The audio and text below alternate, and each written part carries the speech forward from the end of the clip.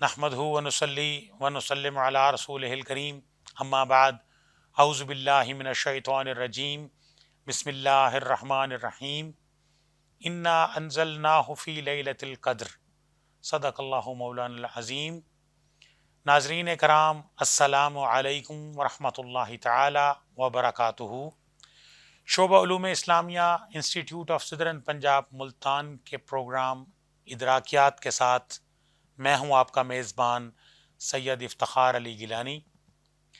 ناظرین کرام، جیسا کہ آپ کو معلوم ہے کہ رمضان المبارک کی اسپیشل ٹرانسمیشن جاری ہے، اور آج ہمارے پروگرام کا موضوع ہے لیلۃ القدر۔ اس اہم موضوع پر گفتگو کرنے کے لیے ہمارے اسٹوڈیوز میں موجود ہیں ممتاز مذہبی اسکالر، ممتاز عالم دین، محترم جناب پروفیسر ڈاکٹر سعید الرحمان آوان صاحب۔ آپ صدر شعبہ علوم اسلامیہ institute of southern Punjab Multan ہیں۔ السلام علیکم ڈاکٹر صاحب۔ وعلیکم السلام ورحمۃ اللہ۔ ڈاکٹر صاحب، سب سے پہلے تو میں آپ کا بےحد ممنون ہوں کہ آپ ایک اہم موضوع پر گفتگو کرنے کے لیے ہمارے اسٹوڈیوز میں تشریف لائے۔ پہلے بھی بہت سے موضوعات پر آپ نے گفتگو فرمائی، آج کا موضوع بھی اپنی نوعیت سے بہت اہم ہے کہ ایک ایسی رات جس کے بارے میں اللہ نے کہا کہ یہ 1000 مہینے سے بہتر ہے۔ ہمارے ناظرین کو اس بابرکت رات کے حوالے سے کچھ بتائیں۔ بسم اللہ الرحمن الرحیم۔ قرآن حکیم نے خود اس رات کی اہمیت کا ذکر کیا، اور وہ اہمیت گویا کہ بالکل واضح، دو ٹوک اور قطعی ہے۔ اس کی جو بنیادی اہمیت ہے وہ خود قرآن نے بتا دی کہ یہ نزول قرآن سے اس کا تعلق ہے، یعنی اس رات میں قرآن حکیم کا نزول ہوا۔ تو قرآن کی اہمیت، اس کی فضیلت، اس کی عظمت ہر مسلمان جانتا ہے۔ تو جس جس چیز سے قرآن کا تعلق ہے تو وہ چیز بھی ظاہر اسی طرح عظیم ہے، اسی طرح اس کی فضیلت ہے۔ تو شب قدر کی فضیلت تو بنائی ہی اسی حوالے سے گئی ہے کہ یہ نزول قرآن کی رات ہے۔ اب یہ نزول قرآن جس کو ہم کہتے ہیں، اس کے اصل میں 2 مراحل ہیں۔ ایک مرحلہ ہے کہ جس میں قرآن حکیم لوح محفوظ سے منتقل کیا گیا آسمان دنیا میں، یہ ہے شب قدر۔ کیونکہ دنیا میں قرآن حکیم تو ظاہر رسول اللہ صلی اللہ علیہ وسلم پر 23 برس کم و بیش نازل ہوتا رہا، جیسے جیسے ضرورت تھی، جیسے جیسے حالات تھے۔ تو اس لحاظ سے گویا اس رات کو بھی ہمیشہ کے لیے اللہ تعالیٰ کی طرف سے بہت زیادہ فضیلت والا اور بہت زیادہ اہمیت والا، اور سب سے زیادہ اہم مہینے میں جو رمضان کا مہینہ، اس میں رکھ دیا گیا۔ خود رسول اللہ صلی اللہ علیہ وسلم پر بھی وحی کا آغاز اسی مہینے میں ہوا۔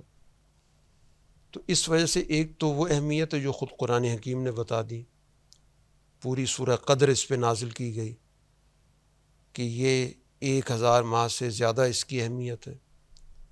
اس رات میں ملائکہ، روح الامین، جبریل امین نازل ہوتے ہیں اللہ تعالیٰ کی طرف سے احکامات لے کر، سلامتی کی آیت ہے، یہ رات ہے۔ تو گویا پوری سورہ ہی اس موضوع پر نازل کر دی گئی۔ تو اب اس رات کے حوالے سے کہ اس کی اہمیت، اس کی فضیلت، وہ تو ظاہر قرآن حکیم کے نزول کے ساتھ جوڑ دی گئی، اور پھر قرآن حکیم کے احکامات کی جو اہمیت ہے ہم سب اس سے واقف ہیں۔ اس رات کی عبادت کی اہمیت بھی اسی وجہ سے بڑھ جاتی ہے۔ باقی یہ کہ اس رات کا جو تعین ہے وہ باقاعدہ 2 ٹوک طریقے سے ہمارے سامنے بیان نہیں کیا گیا کہ متعین طور پہ کون سی رات ہے۔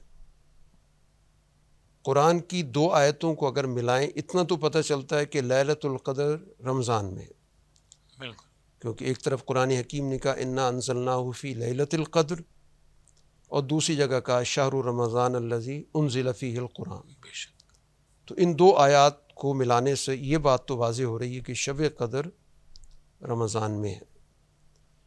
رسول اللہ صلی اللہ علیہ وسلم کو پہلے اللہ تعالیٰ کی طرف سے اس رات کا باقاعدہ علم عطا کیا گیا، حدیث پاک میں ذکر ہے رسول اللہ صلی اللہ علیہ وسلم وہ علم لوگوں تک منتقل کرنے کے لیے گھر سے باہر تشریف لائے تو باہر دو افراد آپس میں بحث کر رہے تھے، ان کا جھگڑا ہو رہا تھا۔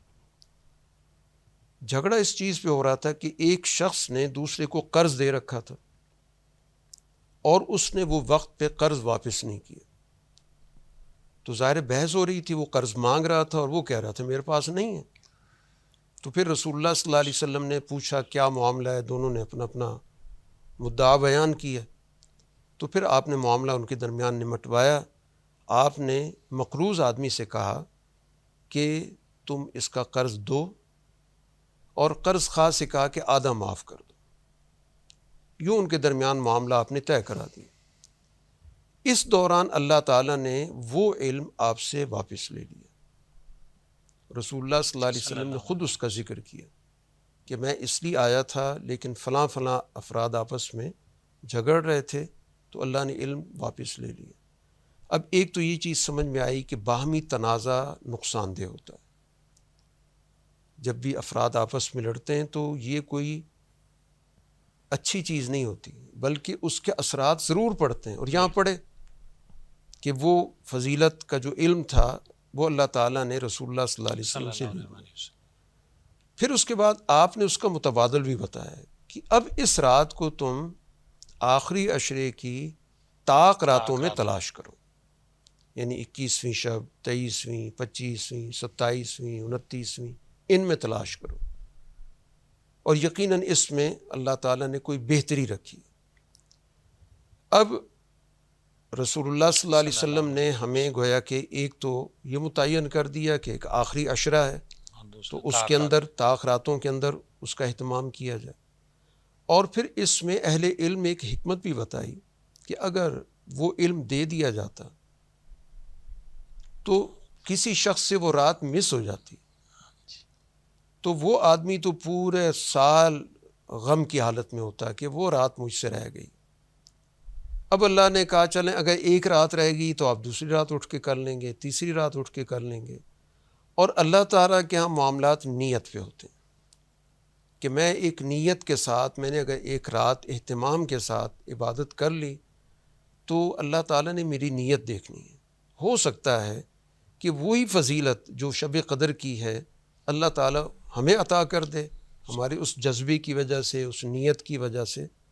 تو اس لحاظ سے گویا کہ ہمیں اس آخری عشرے کے اندر اہتمام کرنا چاہیے، کیونکہ اس آخری عشرے کو پچھلے 2 عشروں پہ فضیلت بھی حاصل ہے، اور پھر اس کے اندر اللہ تعالیٰ نے شب قدر کو بھی رکھ دیا ہے، اور پھر ظاہر یہ آخری ایام ہیں تو اس وجہ سے ہم ان راتوں کا اور خاص طور پہ طاق راتوں کا اہتمام کریں، عبادات کے نقطہ نظر سے، نوافل کے نقطہ نظر سے، تلاوت کے نقطہ نظر سے، اور خاص طور پر اپنی جو گزشتہ کوتاہیاں ہیں، گناہ ہیں، ان سے اس نیت کے ساتھ معافی مانگنا کہ ہم آئندہ اپنی زندگی ان کوتاہیوں سے، ان گناہوں سے دور رکھیں گے، جس کو حقیقی معنی میں توبہ کہا جاتا ہے، کہ جس میں یہ عزم ہوتا ہے کہ ہم نے یہ غلطیاں اور یہ جو ہم نے بلنڈر کی ہیں ہم نے ان کو دوبارہ نہیں کرنا، تو پھر یقیناً اس شب قدر کی فضیلت بھی اللہ تعالیٰ ہمیں عطا کرے گا، اور اس کے جو بھی اثرات ہیں، نتائج ہیں، ان سے بھی ہمیں مستفید کرے گا۔ ماشاء اللہ، سبحان اللہ، بہت اچھا۔ اس میں آخر میں ہمارے ناظرین کو یہ بتا دیں کہ اگر یہ مل جاتی ہے تو اس میں کوئی خاص دعا، کوئی خاص عبادت، کوئی خاص طریقہ؟ دیکھیں، عبادت کا کوئی خاص طریقہ نہیں ہے، کوئی بھی عبادت جس میں آپ کی توجہ بنتی ہو، نوافل کی صورت میں بھی ہے، بلکہ ایک زیادہ بہتر صورت یہ ہے کہ ہم میں سے اکثر لوگوں کی نمازیں قضا ہوتی ہیں، تو ہم اس موقع پر بجائے نوافل ادا کرنے کے اپنی قضا نمازیں پڑھ لیں، تو وہ ہماری ذمہ داری بھی پوری ہو جائے گی، اور ہمیں اللہ تعالیٰ کی طرف سے وہ فضیلت بھی حاصل ہو جائے گی۔ اور اس کے ساتھ ساتھ جو رسول اللہ صلی اللہ علیہ وسلم نے خاص طور پر ایک دعا تلقین کی، جو حضرت عائشہ صدیقہ رضی اللہ تعالیٰ عنہ سے روایت ہے کہ اللہم انک عفو تحب العفو فاعف عنی، اگر میں اپنی ذات کے حوالے سے دعا کر رہا ہوں، اور اگر میں باقی لوگوں کو بھی دعا میں شریک کرتا ہوں اور کرنا چاہیے، تو فاعف عنا کہہ دیں کہ اللہ تو معاف کرنے والا ہے اور معاف کرنے کو تو پسند کرتا ہے، سبحان تو ہم سب کو معاف کر دیں۔ آمین۔